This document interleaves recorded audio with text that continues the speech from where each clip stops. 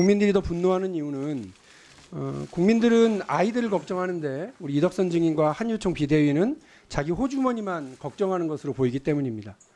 저는 최근 한유총 비대위의 주장과 행동을 보면서 저분들이 과연 교육자인가 아니면 돈벌이 장사꾼인가 하는 의심을 갖지 않을 수가 없었습니다.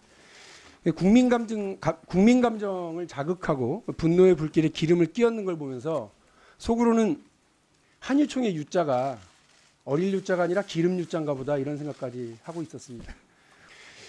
증인은 리더스 유치원의 설립자죠. 네, 그렇습니다. 증인은 자녀에게 불법으로 재산을 증여한 사실이 있습니까? 없습니다. 없어요. 예. 증인의 자녀 88년생이죠. 이아무개 씨가 경기도에 있는 땅을 매입하는데 이 땅은 감정 가액만 43억 원입니다. 토지 매입 자금은 그 은행 차입금하고 증인이 증인 자녀에게 토지자 43억 원의 토지 매입 자금 공개한 사실 있으세요? 제공한 사실? 지금 이 건에 대해서는 세무조사 중입니다. 그래서 그 세무조사 과정에서 밝혀질 것이라고 생각을 합니다. 추후에 이 장소가요. 2016년 2월 29일부터 3년간 리더스 유치원 체험학습장으로 계약됐죠. 네, 그렇습니다. 딸이 소유하고 있는 체험학습장과 계약한 것도 좀 수상한 일인데 그 계약 내용이 더 이상해요. 월 953만 원에 2017년 6월 말까지 총 1억 3,850만 원이 지급됐습니다. 주변 체험장의 두세 배에 달하는 비싼 금액이죠. 자녀의 대출금 이자와 보유세 등을 납부하기 위해서다라고 그 사유서에서 해명을 합니다. 맞죠?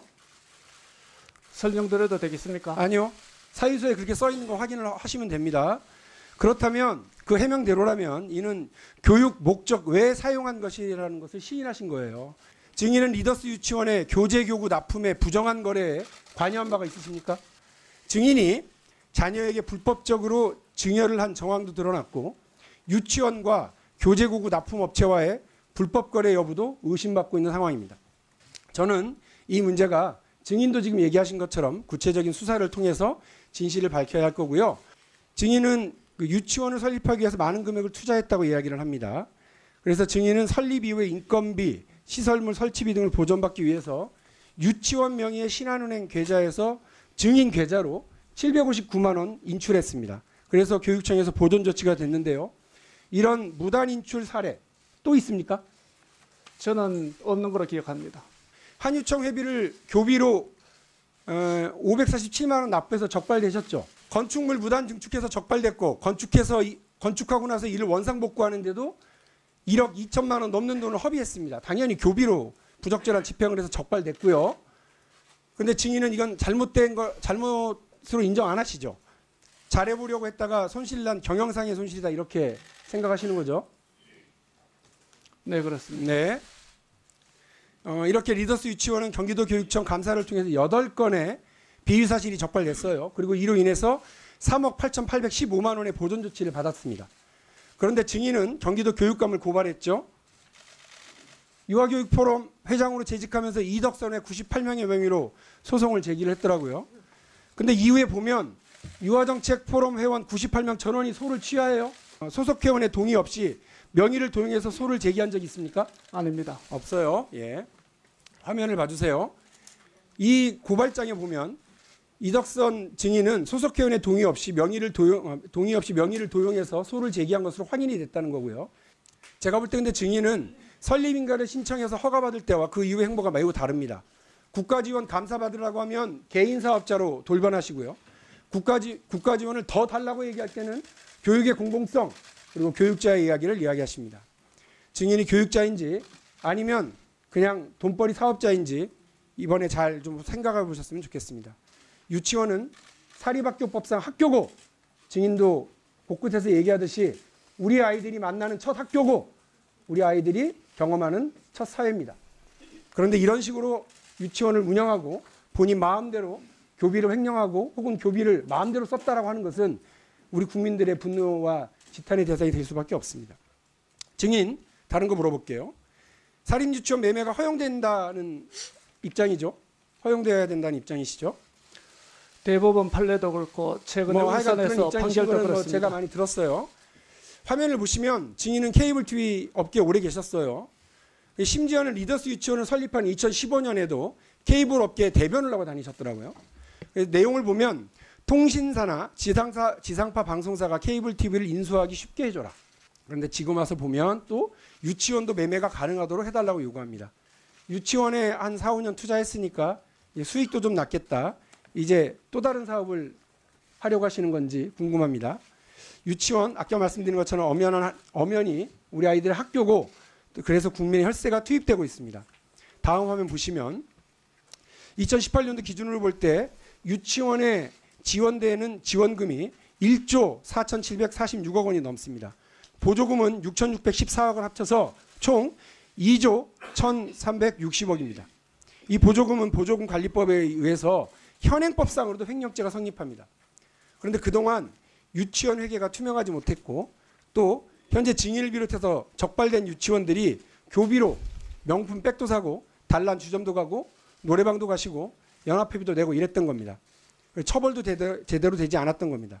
오늘 제가 공개한 자료를 보면 많은 유치원에서 교사 경력 조작, 그다음에 원화수 조작 등의 방법으로 정부의 돈을 부당 수급했다가 적발된 건이 전국적으로 수천 건입니다. 지도 감독으로 적발된 건, 비위 건과 회계 시스템이 무슨 관계가 있다고 생각하십니까?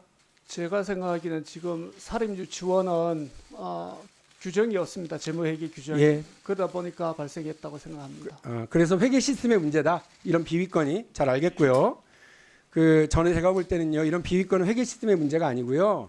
부도덕함을 넘어서 국가 돈을 그리고 아이 돈을 그럼 훔쳐가는 행위예요. 의원님은 지금 유치원 설립자가 자, 다 마지막으로요. 범죄라고 생각하십니까? 아니 증인하고요. 제가 아까 얘기했던 원화수 속이고 교사 자격 조작하고 이렇게 해서 국가 돈 가져간 사람들 얘기하는 겁니다. 그 부분은 분명히 잘못됐다는 거 말씀드립니다. 아까는 뭐 회계 시스템의 문제라면서요. 증인 공적 사용료 또는 시설 사용료를 정부로부터 받아야 되겠다고 주장하시죠. 공적 사용료라고 하는 개념이 성립되려면 강제성이 있어서 기본권 제한에 해당돼야 되거든요. 그런데 사립유치원은 설립하라는 자가 그 설립 기준에 따른 시설, 설비를 갖춰서 자발적으로 제공한 거 아닙니까? 증인도 이거 다 알고 유치원 설립했고요.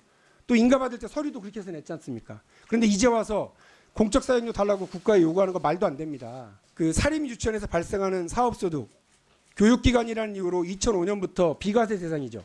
그런데 특혜를 받으면서 추가로 공적 사용료까지 받아야 한다고 주장하시는 거 제가 볼 때는 말이 되지 않는 안 낸다고 했는데 저희가 다른 개인 사업에서 의원님, 사립유치원이 주장하는 공적 사용료를 받았다는 사업이 있습니까? 그런 거 의원님 없어요. 한 말씀 드리면 되겠습니까? 재산세, 취득세, 월급세 정도는 내더라도 수억 원에 이르는 사업소득세, 면세라고 하는 점 보시면 이중에 특혜를 달라고 요구하는 게 또한 사립유치원들이 민간 투자 사업과 비교하면서 민간 투자 사업은 최소한의 수익을 보장하는 데 반해 사립유치원은 경영난을 겪어도 국가가 아무런 보상을 해주지 않는다고 주장을 하십니다. 그런데 민간 투자 사업의 경우에는 소유권이 국가에 있어요. 유치원 소유권이 국가에 있습니까? 개인에게 있죠. 유치원의 경우에도 소유권을 국가로 넘기면 유치원기관 최소한의 수익을 보장하되 일정 기간 후에는 운영권까지도 국가로 넘기라고 받아들이시겠어요? 그 부분에 대해서는 지금 정부가 종합 대책을 내놓고 있어서 뭐 방안 중에 하나로 검토할 가치는 있다 생각합니다. 네. 유치원들에게 맞는 시스템 도입해달라고 하는 의원이 네. 그 얘기를 하시는 모양인데요. 네. 그러면 이런 비리가 이런 것들이 발생하지 않는다는 게 주민의 생각이신가 봐요. 그런데 제가 아까 지적했던 모든 비리가 있는 것들은 회계 시스템과는 전혀 다른 얘기예요. 지금 그걸 아시면서 사립유치원은 법이 없습니다. 사립유치원의 회계 처리를 하거나 감사를 하거나 이런 법이 하나도 없습니다. 아니 지금 무슨 사립유치원 그 회계법이 관련해서 뭐 얼마나 복잡한 게 필요해요? 그 단식북이 아니에요. 얼마 돈 들어왔고 얼마 나갔는지 단순하게 쓰는 거 아니에요.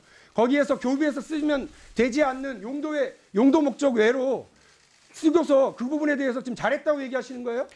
더하기 빼기만 제대로 하셔도 그런 일은 없어요. 의원님이, 어떻게 말을 그렇게 하세요? 의원님이 아시는 모양으로 사립유치원 역사는 분명히 말씀드리는데 110년입니다. 잘 들으세요. 하시고 싶은 네. 말씀 있으면 이따 하시고요.